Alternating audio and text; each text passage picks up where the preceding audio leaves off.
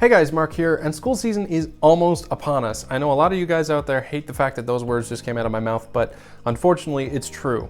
Summer is almost over, and right now is a great time to look into some back-to-school tech, since this is when loads of retailers are going to have their back-to-school sales on.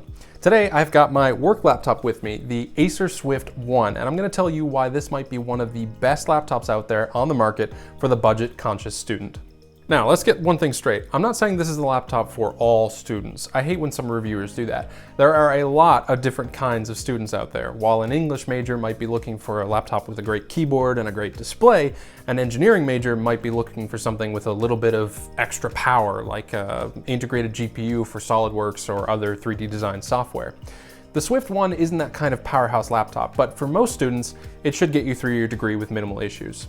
Right off the bat, the Acer Swift 1 starts off with a bang. It has a very sleek and attractive all-metal design with very little plastic. It feels very sturdy and has very little flex throughout the chassis. The laptop is also pretty light for a 14-inch laptop, coming in at around 2.9 pounds, perfect for throwing in a backpack without feeling too much of a difference in weight.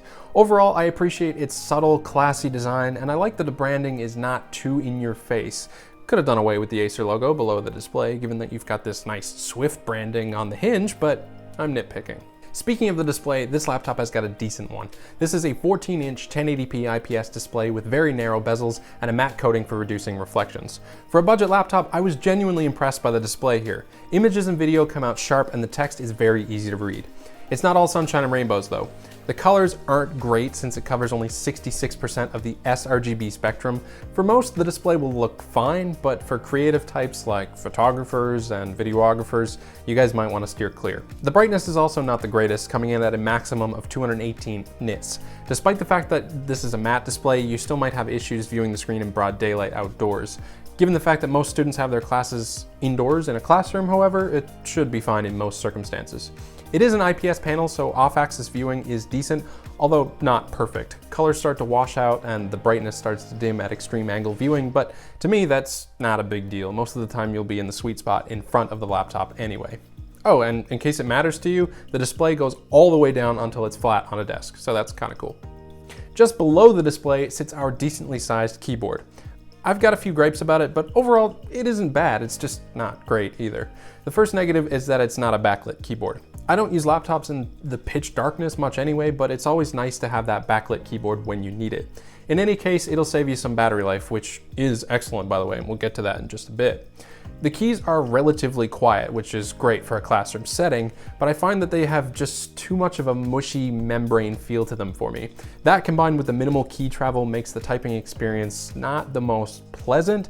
However, I did notice that I could type very quickly with very few errors, so at least it's well designed in terms of key placement and spacing. Below the keyboard, we have a nice little fingerprint reader that works well most of the time, as well as a very nicely sized trackpad.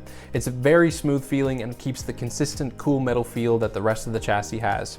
It's also a Windows Precision trackpad, so you've got lots of gestures and multi-touch controls that you can use. My only issue with the trackpad is the physical click. It requires way too much force and it's actually crazy loud. So you might just want to tap on the trackpad to click something instead of using the physical click.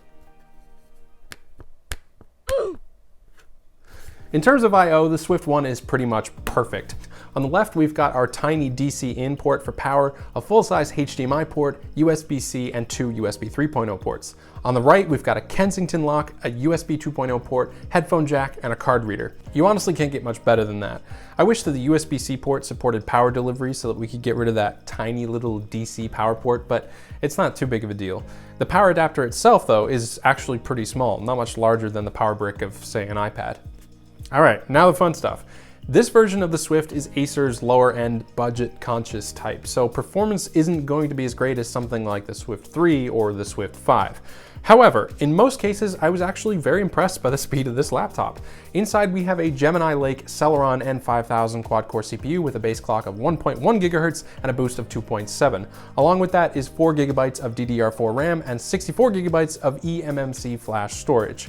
While all three of those components are fairly low spec, the laptop performs very well in a variety of circumstances. For example, it plays back 4K YouTube videos flawlessly with no hiccups, no stuttering, and I can even open several Chrome tabs while the video is playing and switch between them without much lag. In terms of hard CPU performance numbers though, our quad-core N5000 ran Geekbench 4 scores of 2013 for single core and 5407 in multi-core. Not going to win any speed records anytime soon, but it should be peppy enough for most tasks. Because we only have flash storage on this laptop though, the read and write speeds are abysmal. We're getting only 170 read and 106 write in the sequential test and 32 and 15 in the random test, which are pretty much hard drive speeds or even slower. Luckily, you can tear this laptop open and replace that flash storage with an M.2 SSD if you want to, but doing so will increase your budget and you'll have to reinstall Windows 10. Battery life on this laptop is phenomenal, and in my opinion, it's the #1 selling point of this laptop for students. Acer claims that the battery saving mode can get you up to 17 hours on a full charge, which I can actually believe if you turn down the brightness and turn off the Bluetooth and Wi-Fi and stuff. In real world usage though, you can get about 10 hours total while surfing the web, typing, or just doing regular student work stuff. The little Celeron N5000 is such a power efficient little chip, so it just kind of sips on the 4760 milliamp hour battery rather slowly. A couple more things before I talk about the price. The speakers in this laptop are pretty decent, all things considered. They're not amazing. Voices do sound a little hollow and it lacks low end, but for a budget laptop, they're good enough. They do get quite loud at max volume and they'll get you through anything that isn't critical listening. The webcam is actually decent too. I wouldn't stream or record video with it or anything, but it's a better webcam than the webcam on my $3,000 iMac, so there's that, I guess. Now, the price. The Swift one is one of those laptops that's priced very competitively. It's a little more expensive than Chromebooks, but it's also cheaper than most other aluminum-built laptops.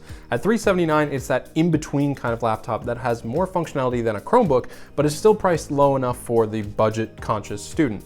Honestly, I'm really impressed by this laptop. There's not much else out there on the market in terms of a $400 laptop with such a sleek design and decent performance.